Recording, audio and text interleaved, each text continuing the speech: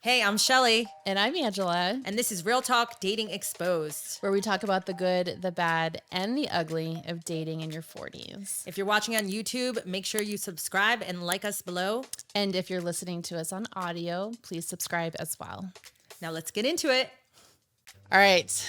Next topic we want to talk about is second chances. Do we give them when we give them? Oh boy. I think as we get older, our tolerance for what we're willing to, we can say, bend on is probably diminished, right? But I think it's important to talk about our experience with times when we have given second chances, what we've learned, and go from there. Yeah, and then whether we would do it now or when now would it be acceptable? Yeah. So I was a big second chance giver in my day, in my past relationships. And man, looking back, I'd want to hug that Shelly because I was like, what the fuck were you thinking? You know, I think when you're younger and you, based on our past experiences, right? And just, I tended, I would hear what I wanted to hear and they would say the right things. And then I believed that they could change. Yeah. And so I'd take them back. And then that's including like cheating, lying. I mean, pretty much every bad thing that could happen to you to kind of break your soul when you're in love with someone. And I would just want to believe that it could work. I think at that point in my life too, you invest time. And so you look at it like, do I really want to start over? I mean, the one relationship was 6 years. And I just was like, but I love him. And we were like planning to get married and like, he'll never cheat again. He's not going to lie again, and he cheated again and he lied again, Yeah. So I've done it. It's never been in my favor. And I've learned so much from that. So I'm going to start with second chances never worked for me. Yeah. What about you? Yeah, I mean, I feel like you and I have similar experiences in that. And I think what the biggest thing I can say is just to have compassion and understanding for yourself in those times. I mean, I have probably given 10 chances. To the same person? I mean, more specifically, my ex-husband, right? Where it's like from the beginning, I mean, literally, like the first month we were dating, I caught him emailing his ex-girlfriend, Oh, no. And so now I'm like, that is a hard no. We're not doing that. But then if I look at literally our entire relationship up until marriage, we were together for 4 years, then got married. We were married for 4 years. That never changed because then you it's almost like you become an enabler and like you're part of that cycle, right? Where it's like you find that they've done something, whether it be lying or cheating or like alcoholism, whatever, the topic could be the same thing. But there's a cycle in the relationship and the communication that goes on where it's like they come back and they're like, I'm so sorry. I love you. I don't want to lose you. I know I need to get help. I'm going to go to therapy. I'm going to do all these things. I'm going to change. Yeah, don't leave. And then you're just, I mean, I give people the benefit of the doubt. Well, like, and you also love them, right? And then it's also your first love experience with someone that's manipulative. Yeah. Kind of. I mean, it will keep happening until you learn the lesson. For sure. I'd like to think I learned the lesson this last time. But yeah, I mean, there's just a lot. And to your point, like, especially the older you get, I mean, there was that conversation of like, what else is even out there? And it literally breaks you. So then you don't even think you're worth anything else, right? For like sure. there is this whole cycle that comes about. And so I think it's just really important to, if you find yourself in this situation, go to therapy, do the journaling and figure out like, what is it in you where you don't feel like you deserve, where you don't love yourself, where you don't feel like you are valued. Because I feel like that at the core, that is where second chances come into play. For sure. I feel like if you know who you are and you love yourself and you know you're deserving, someone cheats on you, it's just like, that is a hard no. For sure. And I understand that I've heard stories. And I think there's also that where you could be like, but if you don't do it again and we work through this, we could come out so much stronger, because you do hear of those. I think that's probably like 1% though, if I'm being perfectly honest. I think the bigger thing with me is if the relationship's ending over cheating per se or lying, that's like core. I can't think of an instance that could happen where anyone I could date at this point in my life could come to me and be like, oh, oops, I fucked up last night. I slept with, Sally. I mean, I couldn't even, Sally. Or, I mean, lying to me is like the biggest no. Like, I cannot. Even if it's just like a small lie, well, right? I feel like the small means there are big, yeah, right? Like what you ate for lunch, or just like where you were that afternoon, or yes, to me, that's, I don't know, I'm triggered by liars, Yeah. you know? So Yeah, those are same. things that I used to take back, and now it's like deal breaker shit for me. So if someone cheated, lied, and we just had this conversation yesterday also, that like, do we feel strong enough at this point in our lives to draw that like to be vulnerable with someone in a relationship, and then say 2 years from now they end up cheating, or you find out they're lying about something major? Do you have the wherewithal to walk away? Yeah. And Do you trust yourself? yeah, and both be of our like- answers were absolutely Yeah. like, Yeah. because we have that self-love now, Right. you know? What situation do you feel like it is acceptable for a second chance to be given? The only thing I can think of, and I mean, if there's other ideas, obviously we want to hear them, is let's say you're dating and everything goes great. I can think of one person right now where I would be like, okay, maybe open to this. But maybe the timing wasn't right. And so a second chance to me is like they get out of your life and then they come back, right? So that would be the only time I feel like I would be like, okay, let's give this a second go, because you weren't ready then, or I wasn't ready then. But like the connection was great, conversation was great, like felt good around that person. I could then see that being an opportunity to be like, okay, we We could try recognize this that it was again. a timing issue And not not necessarily like a moral or value, or like I felt deceived or you felt deceived. It ended healthy. Then you just decided the timing was off. I mean, I have to Yeah. agree with that. I think there are situations and scenarios where you are dating someone, and then what if they have to move away, or what if they realize even that they're just not emotionally ready for a relationship? Yeah. I mean, I don't even think that's as bad, because they're not personally doing Yeah. anything to you. But this goes back to like that's where the boundary is, because then we've You're drawing the lived, boundary. Yeah, we've lived the life of giving second chances, and we know how it works out. For sure. You know, I mean, what about you? Do you think that what are your examples of second chances you would take back? I mean, I have to agree with you. I think it would be a time if I met someone and we realized like in that moment, I don't know. I think maybe if they weren't ready for whatever reason, I think, you know, number one, we want someone coming correct and ready anyway. So if they feel like Yeah. they're not emotionally available enough, or like emotionally ready because they're not, I don't know what the scenario could be. Maybe they recently got out of something, or they're going through a hardship, or I don't know, whatever it is. I feel like if it was for that reason and they didn't feel like they could show up their best selves for me and wanted to be able to give Yeah. me that, Yeah. then potentially, Yeah. I could see that happening. What if you were dating someone and everything was going great, and they were like, hey, my ex-wife or ex-girlfriend like came back in the picture, and I want to go see If they could work that out. if they're going to work that out. And then let's just say 6 months fast forward, and they come back to you and they're like, hey, by the way, things didn't work out, but I've still been thinking about you, and I'd like to give this a go. Oh, that's a tough one. That is a tough one. I feel like it would be a no. Yeah. Same.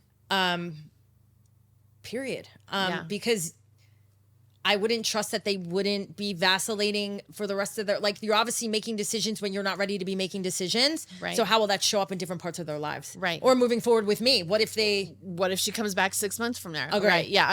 And also there's this component of like, then obviously you don't see what's in front of you, because I feel like they're your ex for a reason. And if you don't necessarily appreciate what's in front of you to the point where you want to go back to something that you know didn't work out already, then like we're not even on the same page anyways. No, you're not right? going to be vibing in the right ways anyway, because you're not even speaking the same language. Because even in that moment, you, regardless of whether or not you would admit it, like I'm putting myself in that situation, I would feel like, oh, I'm not worthy. Like, oh, this person must be better than me. That they want, yes. Like they're willing to walk away from me and what we've built, however long it is, to go back to someone else. So like, what is it in me, even though this isn't true, but like this would be my personal narrative of like, what is it in me to It's just not too sticky, get him right? to stay? Yeah, Yeah. too sticky. Yeah. So what about if it was someone you dated a long time ago? Like say it was like your first lover, like someone you grew up with and loved, and like you dated for 3 or 4 or 5 years, whatever, and you guys parted ways, but then you ended up like reconnecting. I feel like that's different. That's not really like a second chance. Yeah, no, I feel like that's different, because maybe then it was like a timing thing, right? And it's like you went and lived your life. Maybe you got married, you had kids, and like same with me. And then we just happen to like run into each other. Like you go to your high school reunion and like sparks are flying. Yeah. I mean, I actually love those stories Yeah. because it's like you guys were meant to be together this whole time, but not, because you had to go figure out your own life and realize like eventually you're supposed to be together. So that's different. Yeah, I think that's totally different. So why do you think, I feel like you and I come from the same narrative of we're not really big, we're pretty firm on not giving second chances. Like when we, at this point in our lives, when we break up or we move on, it's for a fucking reason. Yeah. Right? Why do you think though that it's such a thing and women and men do end up giving them? Like what do you think drives people to end up back giving those second chances so often? Because it is a thing. Yeah. Well, I think there's a lot of things going back to like you get into this cycle, whether it's healthy or not. There's a cycle there. There's a cycle of like, okay, there was a disruption, and this is probably has an unhealthy like attachment, maybe some like unhealed trauma like between the two of them.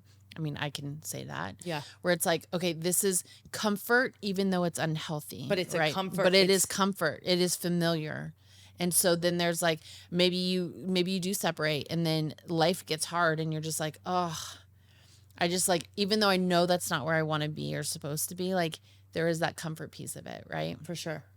There's also that part of like, maybe I don't deserve it. Maybe you leave someone and then you get out in the dating world and you're just like, oh, this is the fucking worst. Yeah. I'll go back and deal with someone who lies to me before I go back and deal with people who ghost me all the time. You know what I mean? Yeah. Like, I don't know. So I think there's that component too, but I think ultimately it comes down to, and maybe it's a situation where like you have to have that experience of giving someone second, third, fourth chances before you realize like, this doesn't work. For sure. You know? Well, I think a component of that too is like how you view yourself. Yes. So like, I think you can take the most secure person. I feel like I was super secure and then meet someone that can take all of that away and tear that down, and then come back, and then you're in that cycle, and then you're doing that and you're doing that. And then when you finally get the strength to be like, I am done for the last time, but then realize like, who the fuck am I? Like you are like the shell of the person you were before. And I've been there, you know, it was quite a while ago, but still it was like pivotal in shaping who I was. Yeah. And I'm not going to say I didn't repeat that after in other relationships. I had a tendency to second chance, but it was also the choices of men that I was choosing that kind of kept the same narrative going of lying and cheating. And I think only until you realize I am better than any of this, you know, and the irony is like, we're in our 40s now. Like it took me almost till now to confidently answer the question of like, would you walk away no matter what at any point? Yeah. To now to say like, absolutely, I would Yeah. choose myself every time. And it took me this long to get there. Well, and I think, I mean, we've done so much work where I can confidently say that if something is repeatedly happening in your life, it's because you're not learning the lesson. For sure. And so I can think of 3 relationships I've been in like long term where it's like, looking back on it now, hindsight, right? Where it's like, oh my gosh, I was picking the same man over in and a different over again. body. Yeah. And Same. the experience I've was done the that. same. And I didn't learn my lesson. And each time it got harder. So For it's sure. like, there has to be that level of awareness where you're just like, okay, I'm the common denominator in this situation. Not from the stance of like, I deserve it, but like, what am I doing? Going back to that enabling comment, right? Like, how am I allowing this to be in my life? And it 100% boils down to like self-love and sure. worth. Because I would have never allowed any of that to happen today, but I've also done the work to do the self-love and healing get around there. that. Yeah. But I get it's easier for a lot of people to stay. We see it 100%, all yeah. the time. You know what I mean? Well, yeah, if you have kids, maybe you feel bound because, well, if I have to leave and like, what does that look like? Maybe there's a financial component, right? Like if you're a stay-at-home mom, like how am I going to make my life work if like my husband's been working this whole time? I mean, there's just so much that goes into it. At the end of the day, you just have to love yourself enough and trust yourself enough to say, I'm going to figure it the fuck out. All I know is I deserve more than this, and I'm putting my foot down, and enough is enough, and I'm going to figure it out. I agree completely. Because otherwise it's going to keep happening. And we've both been there, right? And we've watched it happen. And I mean, I think we're both pretty confident in saying like, I don't feel like when it comes down to characteristic traits of lying and cheating and things like that, I mean, I don't want to say all, but like it's very hard for people. I feel like people don't change the core of who they are. A part of me wants to share what just recently happened With to what? prove that. Go share. So talking about my past relationship, right? Like the whole marriage like blew up because of choices and behaviors that continuously like happened. And I got to the point where I was like, enough is enough. Like, and it does change you and you get resentful and then you get Shut bottled down. up and shut down. So now I'm not expressing myself. I'm no longer like sharing my emotions, which then creates more distance and insecurity on the other side. Right. And of course there's never any like, at least in my experience, ownership and being like, oh my gosh, I can understand how this would affect you. Right. So fast forward 2.5 years later, getting text messages saying like, After you divorce, you're saying. yeah, after we're divorced, I love you, can't be without you, can't sleep, blah, blah, blah, blah, blah, all this shit. And there's a part of me that's like going back to the comfort. I found myself being like, but what if he did change? For sure. What if he did change? And I feel like that's normal though. Yeah. We've chatted through this to So- have those thoughts. Yes, it's normal to have the thoughts, but then it's so important. And this is where like journaling comes into play to be able to be like, but no, who was he? Right? Like, I don't want to live in the land of potential. Like, who was he? What did I experience? Romanticizing the good times. It's easy to do that. It's so easy. You forget all the bad stuff. You just remember all the good. And then fast forward, and he fucking sold his house, bought a house, moved a girl in with the kids, her kids, all while he's fucking texting me, saying all this shit. And it's like, I see you for who you are, because that's, of course, what he did to me. And what's sad is, like, I have compassion for him in that moment, because I'm like, you are just so unhappy and you don't love yourself enough, but also you just lost your whole entire family for these types of behaviors. And clearly you haven't learned your lesson, going back to what I said. So it's going to keep fucking happening until you do something different. Agree. You know? But what's worse is that the woman on the other side of that relationship is going to be facing the same things because people don't change, right? So like, who knows how many chances it's going to be. I don't know her, and I don't know their situation or scenario, and I wish her well and whatever, but you almost feel bad. You almost fucking feel bad. I did. There was a part where I was like, in that moment, it's like I experienced all those feelings and emotions I had when I found out, and I had compassion for her, because I'm like, girl, I know what you're about to go through right now, and I want to just give you a hug. Yeah. Mm-hmm. But again, everyone's journey. It's everyone's journey. And lessons. Yes. But all in all, second chances are not. Yeah, I really can't. And we're obviously talking about big things, right? Like a second chance of like, hey, you tripped me and didn't say sorry. Like, I don't know. I'm just being like so dramatic right now. Like that would be a situation where I'd be like, okay, let's chat. Let's try this again. Next time you trip me, please. Yeah. You know? I mean, I feel like it's coming down to the like relation, like where you're like in a relationship to where like I'm breaking this off. Yeah. And then deciding like, okay, I'm going to try this again. I just know personally for me, it's never fucking worked. Yeah, I would say if we could define it as like morals and values, like if there's any compromise there, like it's a hard no, because again, that's who they are as a person. Just see them for who they are and who they present themselves as. Agree. So I think we covered everything. That's a good one. That was a good one. Yeah. Let us know if you've given second chances, if you have, under what circumstances, and drop them below. Ended. Yeah, all of that. Yes. And if you're not following us, we are on all major platforms, so go give us a follow. Yeah, thanks for listening.